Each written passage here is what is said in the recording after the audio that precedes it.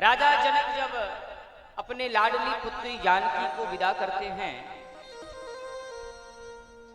तो जैसे ही राजा दशरथ जी ने कहा कि अब जनकपुर में बहुत समय व्यतीत हो गया, महीनों बीत गए, प्रभु अब जाने की अनुमति दिया जाए। जनक जी मूर्छित होने लगे कि हमको विदा करना है, सोचा नहीं था कि सीता हमारे घर को छोड़कर जाएगी। वैसे राजा जनक को कहा जाता है कि विदेह हैं, इनको किसी प्रकार का कोई मोह नहीं है, राग नहीं, आसक्ति नहीं है। लेकिन पुत्री को विदा करते समय राजा जनक का हृदय द्रवित हो गया। जैसे ही राजा जनक आदेश दिए कि चारों पुत्रियों को विदा किया जाए तो राजा जनक बार बार मूर्छित हो रहे हैं, बार बार गिर रहे हैं और चारों पुत्रियां तैयार हो रही हैं। माता सुनैना तैयार करती हैं, संस्कृति और संस्कार का अपने बेटियों का बोध दिलाती हैं। जो ममता बेटियों का माँ बाप के प्रति होता है, शायद उतना ममता हमें लगता है पुत्रों का नहीं होता। मैं 2-4 जगह ऐसा कथा किया हूं। एक बार मैं एक बार क्या 2-3 बार की बात हो गई। एक बार मैं शादी में गया कन्या को आशीर्वाद देने के लिए। मुझे नहीं पता था कि कन्या के पिता नहीं है। मैं गया, सामग्री देने लगा कन्या को, तो कन्या मैले कुचेले कपड़ा पहन के खड़ी थी। हम कहा बिटिया इसको स्वीकार करो। बिटिया हाथ से सामान गिरने लगा, मां पकड़ ली और बेटी रुदन करने लगी। हमने कहा क्या बात है बेटा, क्यों रो रही हो? बिटिया ने कहा कि महाराज श्री आप तो संत हैं, मैंने सुना है कि संत दुखों को नष्ट करते हैं, संत के दर्शन से कल्याण होता है। आप ये बतावें कि जब मैं छोटी सी बच्ची थी तो पिताजी हमको कहते थे कि बेटा जब तुम्हारा शादी होगा तो मैं बड़ी अच्छे घर में करूंगा, हर एक सामान दूंगा, अच्छे से तुम्हारा कन्यादान करूंगा, बेटा तुम्हें हर महीने हर समय तुम्हारे घर आया करूंगा, बहुत सुंदर विवाह करूंगा। तो मैं किस जन्म का मेरा पाप था और इतना अभागिनी कि आज हमारा विवाह है और पिताश्री वचन दिए थे, आज पिताजी नहीं हैं तो हमारा आत्मा दुखी है। यह कहकर के बेटी रोने लगी और इतना रोई कि मेरा चरण पकड़ ली। मैंने उठाया कि बेटा उठो। माँ बैठी थी विधवा जो पुत्री को विदा कर रही है और बेटी हमारे पास से जाती है, पिता की फोटो लगा रहता है, फोटो को लेती है और उखाड़ती है दीवार में से और अपने हृदय से लगा करके फूट फूट के रोती है कि पापा आप कहाँ? आज आपकी जरूरत है, आज आपकी याद आ रही है, आपने मुझे कहा था कि मैं तुम्हारी शादी में रहूंगा। कभी कभी जब एक विधवा जब अपनी पुत्री को विदा करती होगी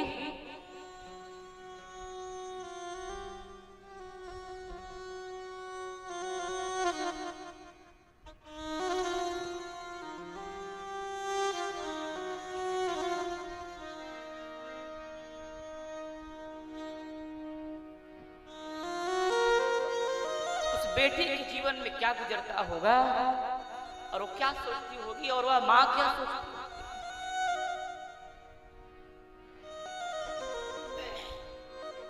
जब मैं अपनी आंखों से दृश्य देखा, मैं तो साहब संत हूं, इतना ज्यादा बचपन से बैरागी हूं,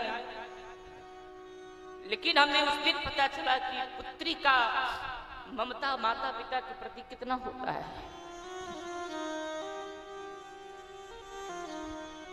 फटे चिथड़े कपड़े पहन लेती है पर अपनी कमियां बताती नहीं है कि बाबूजी हमको ये चाहिए। अपने बाप की मजबूरियां समझती हैं बेटियां, पुत्रियां कभी नहीं मांगती। अभाव में जीवन जी लेगी, अभाव में जीवन व्यतीत कर लेगी, दुखों में जीवन जी लेगी, पर देखती है कि मेरे पिता किस परिस्थिति में हैं।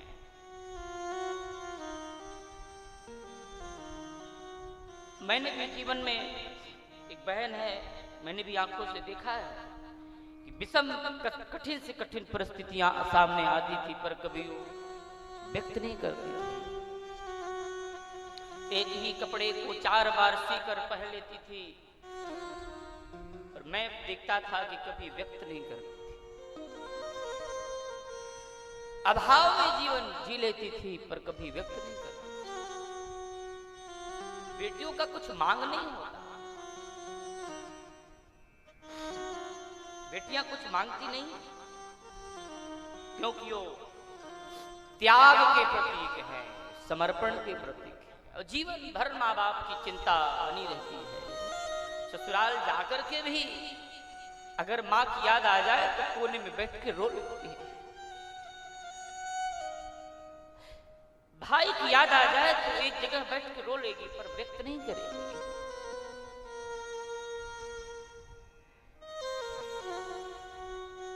सत्य, प्रेम और करुणा से भरी हुई मूर्ति कोई है तो हमारे देश की बेटियां। पुत्र महान होता है तो एक कुल को पावन करता है ऋषि पुत्रों, लेकिन पुत्रियां महान होती हैं तो दोनों कुल को पावन कर देती हैं।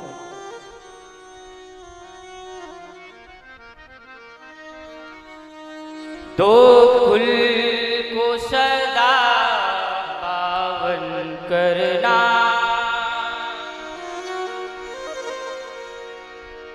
दो कुल को सदा पावन करना, अन धन से तेरा परिवार बढ़े, संस्कार सदा देना बेटी, अन धन से तेरा परिवार बढ़े। दो कुल को सदा पावन करना, अन धन से तेरा परिवार बढ़े, संस्कार सदा देना बेटी, अन धन से तेरा परिवार बढ़े। गुरु सास ससुर सेवा करना। माता सुनैना जानकी को संस्कृति और संस्कार का बोध दिला रही। माता सुनैना ने कहा कि बेटा ससुराल में जाकर के माँ बाप सास ससुर की सेवा करना, और आज से मैं अपने परिवार की गिरवी और परिवार की लाज में तुम्हारे आंचल में बांध रही हूं। जानकी को तैयार करती जा रही थी सुनैना, संस्कृति संस्कार का बोध दिलाती जा रही थी। सीता जी ने कहा कि मैया हमको एक वचन दो। सुनैना माँ ने कहा क्या?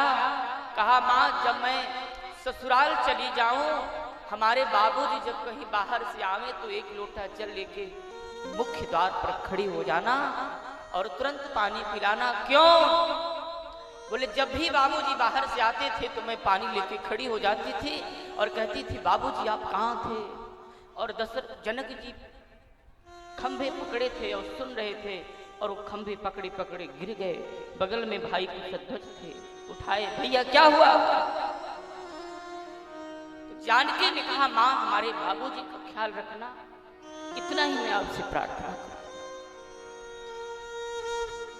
पिता के प्रति अटूट श्रद्धा था। जनक मूर्छित हो गए, गिर गए। कहा हाँ जानकी, मैं नहीं सोचा था कि तुम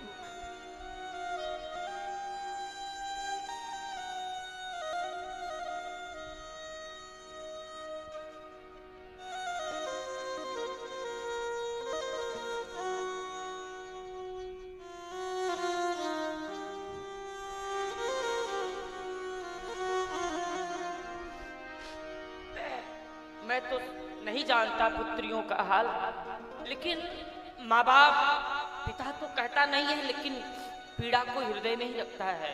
माताएं तो अपनी पीड़ा को व्यक्त कर लेती। लेकिन पिता किससे व्यक्त करने जाएगा?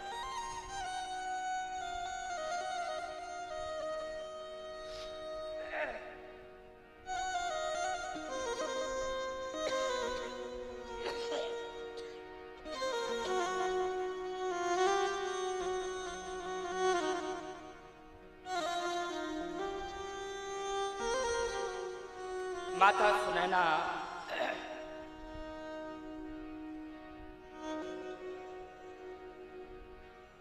जनक जी महाराज अपने 4 बेटियों को एक साथ विदा करते हैं और संस्कार और संस्कृति का बोध दिलाते हैं कि बेटा, लोक लाज मर्यादा का पालन करना, सास ससुर की सेवा करना, पति का रुख देख करके ही पति से कुछ मांगना, अगर पति देने की स्थिति में कुछ ना हो तो मत मांगना,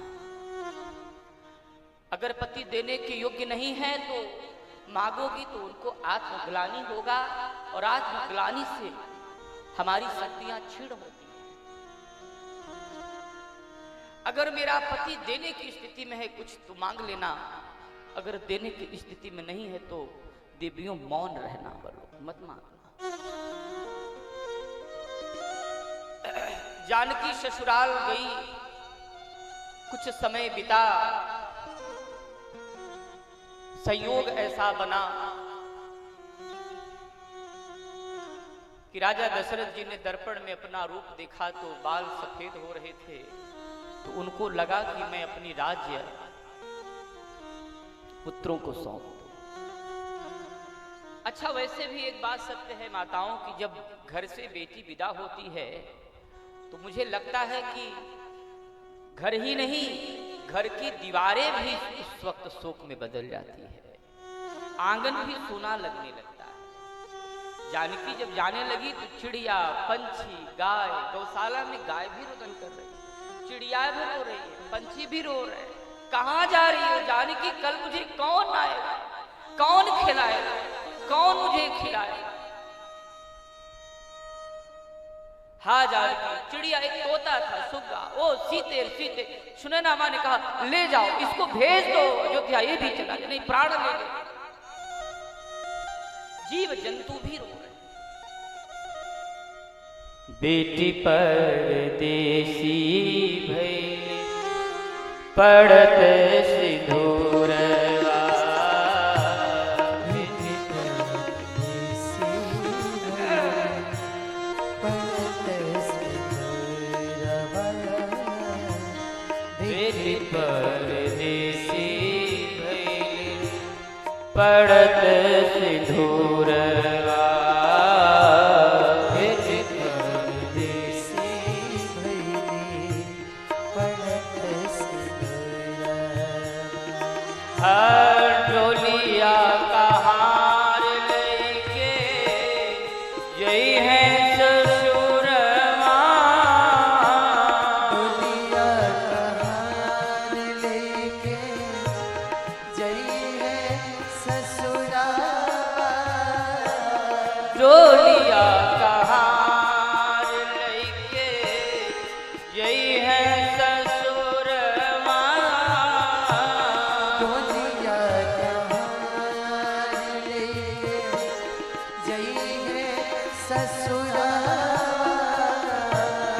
माई जी के ससिया से मोती फिसली गई, माई जी के ससिया से मोती बिसर गए, बाबूजी के अखिया से पुतरी निकली गई, बाबूजी के अखिया से पुतली निकल गई, अंगना नीक लागे, अंगना नीक लागे, अंगना नीक लागे, अंगना नीक लागे, सोहे ना कुंवरिया बेटी परदेसी भइली, पड़त सिंदूरवा। बेटी परदेसी भइली, पड़त सिंदूरवा। जब माँ बाप अपने करेजा के टुकड़ा और आंख की पुतरी जब विदा करते हैं और जब वर पक्ष वाले उसी कन्या से विवाह करने के बदले में जब दहेज मांगते हैं तो कन्या को कितनी पीड़ा होती होगी और माँ बाप को कितना पीड़ा होता होगा। घर गिरवी रख गहने लाए, बढ़ा कर्ज का भार है। यह कैसी कल्याणी शादी, यह तो भ्रष्टाचार है। घर गिरवी रख गहने लाए, बढ़ा कर्ज का भार। हे नौजवानों, मैं तुमसे निवेदन करूं कि जब भी शादी करना तो कन्या पक्ष से दहेज मांग करके विवाह मत करना। मांगो मत, जो माँ बाप खुशी से दे दे उसे स्वीकार कर लो, पर मांगो। दहेज मांग करके शादी करना यह अपराध है। सोचो कि अब वो अपनी बेटी दे रहा है, आप धन लेते हो, उसके बदले में शर्म नहीं आता? एक मनुष्य अगर हो, एक मानव हो, तो थोड़ी देर के लिए विचार कर लो कि जो अपने हृदय का टुकड़ा आपको दे दे और बाद में उससे पैसे भी ले ले, ये कितनी घोर अपराध है। यह प्रथा कब आई, कैसे आई? ऐसी प्रथा समाप्त हो जाए। अपनी बेटियों से भी प्रार्थना करता हूं कि तुम इतनी तेजस्वी बन जाओ कि मेरे देश से ही दहेज प्रथा समाप्त हो जाए। जागो,